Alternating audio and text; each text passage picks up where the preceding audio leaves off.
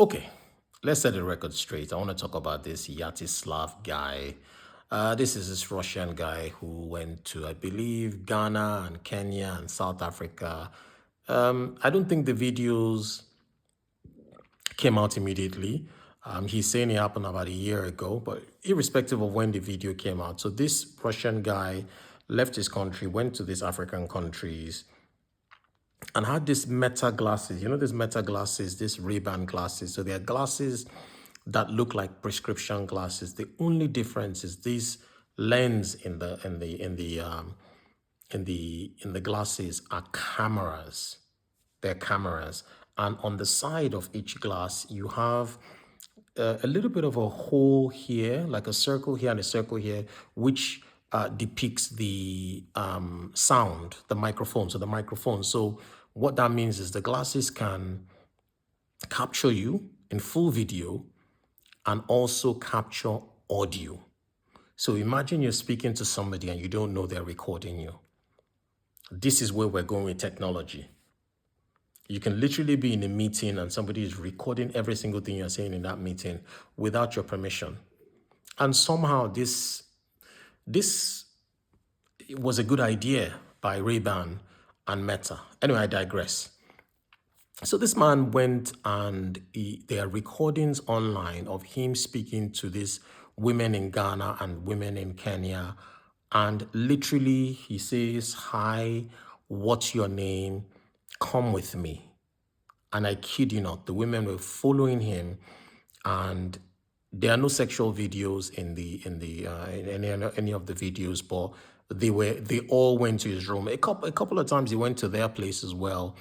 But I can't imagine an African man going on the streets in any of these countries, pulling up to an African lady, saying the same words he said, "Hi, what's your name? Come with me." And the African ladies will follow him on foot.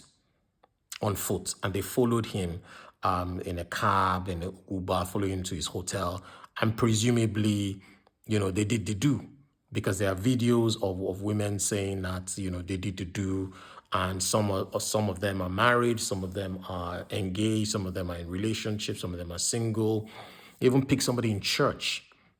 So the reason why I did this video is, you see, there's systemic, there's psychological, there is financial reasons why this happens. So let's start with the systemic. So the systemic is deep rooted in slavery.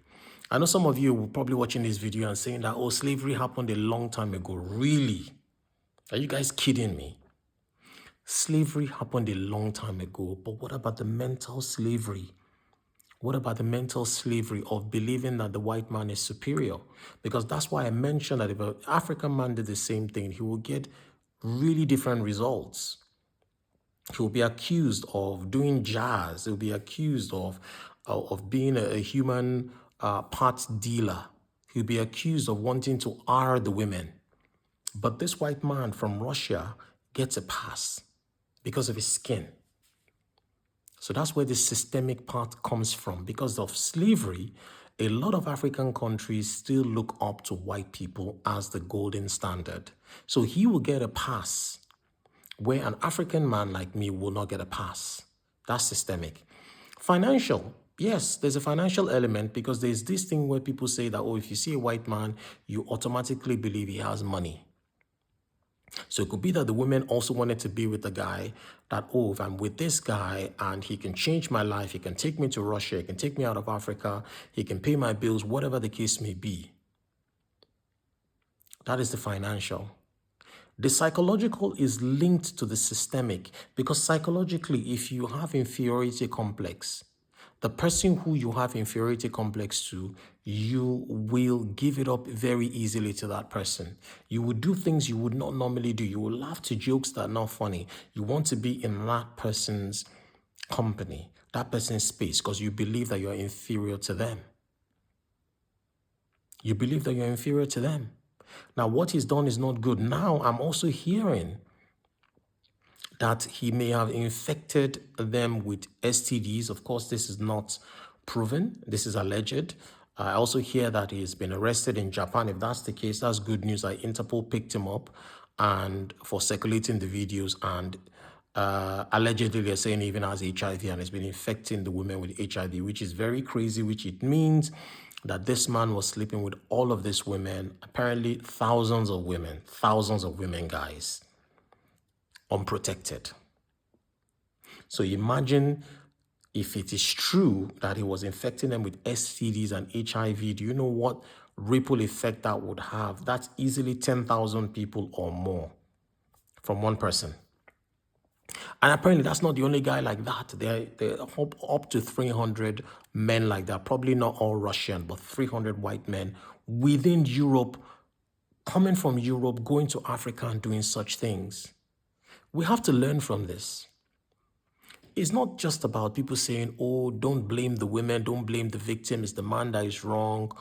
But everyone has to take their own role in this. We have to do better as a people. Teach our people about our heritage. Teach our people about our culture. Teach our people what it means to be African and be proud and not look up at anybody. Teach the teachable parts of what it means to be African. To have pride in yourself. To have pride in your continent. To have pride in your country. Not automatically see anybody. There's nobody on the face of this earth that you can see and say this person is automatically better than you. On what basis? On what basis? And unfortunately, these things are happening. I'm not happy this video came out, but this set of videos, for me, I see it as a teachable moment.